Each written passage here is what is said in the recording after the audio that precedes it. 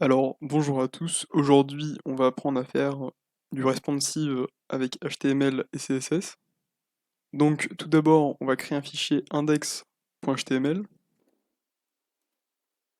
et à l'intérieur, on va faire une structure de page HTML.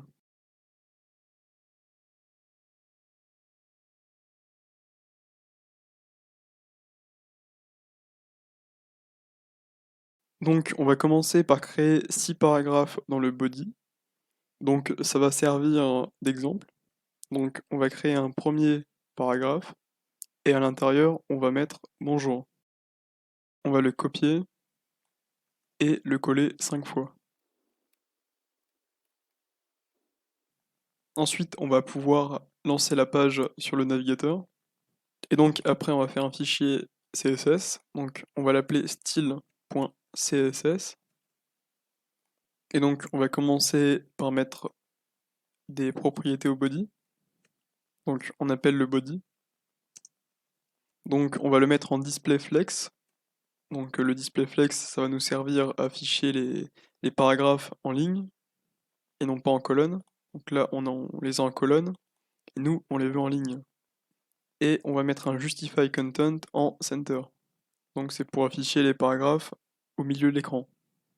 Ensuite, on appelle les paragraphes, donc on met P, les accolades. On va leur mettre une font size de 60 px et une margin de 7 px. Ensuite, on va relier le fichier style.css au HTML. Donc pour ça, on va dans le head, on fait une balise link avec pour attribut rel égale style sheet.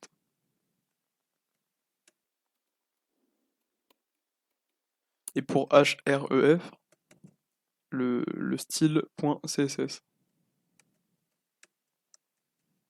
Et donc là, on a bien des paragraphes en ligne et avec une font size de 60 px. Et donc le problème, c'est que si on réduit la taille de la fenêtre, donc par exemple, on va ouvrir l'inspecteur,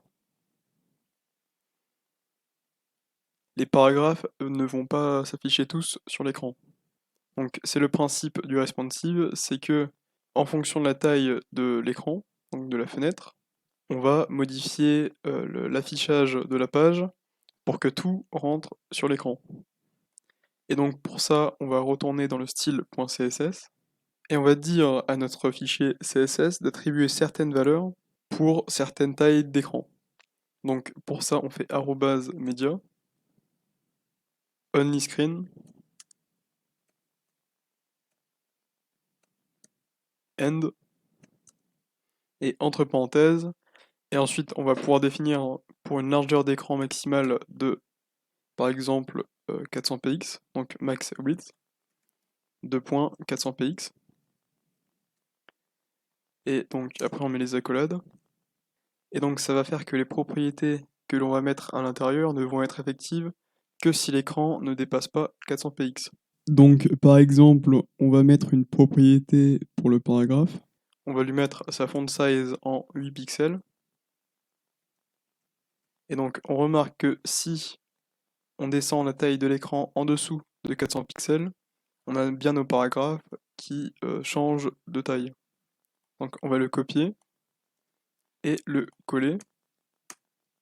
Donc pour le deuxième, à la place de définir une largeur maximale, on va définir une largeur minimale de 400 px. On va en faire un troisième avec une largeur minimale de 600 pixels, donc 600 px. Et donc ça va faire que les écrans en dessous de 400 px vont avoir ces attributs, ceux entre 4 et 600 vont avoir ces attributs, et ainsi de suite. Donc on va faire ça pour 800 pixels, donc min width avec 800 pixels. On va aussi faire avec 1000. Et pour finir, on va faire ça avec 1200. Donc en fait, on change les attributs tous les 200 pixels, sauf pour le au-dessus de 1200 et en dessous de 400. Donc ensuite, vous allez devoir changer vous-même les attributs de vos éléments HTML pour que ça corresponde à la taille de l'écran. Donc par exemple, là pour une taille d'écran entre 400 et 600 pixels, on va devoir mettre du 16 pixels de taille de paragraphe. Pour entre 600 et 800, on va pouvoir mettre 27 pixels. Pour 800 et 1000, on va pouvoir mettre 38 pixels. Pour entre 1000 et 2000, 49. Et enfin, au-dessus de 1200, on va mettre 60. Donc on remarque aussi qu'on s'est trompé, donc à la place du max, on va mettre minimum. Et donc si on va dans le navigateur, on voit bien que la taille des paragraphes s'ajuste en fonction de la taille de l'écran. Et donc c'est tout pour cette vidéo sur le responsive.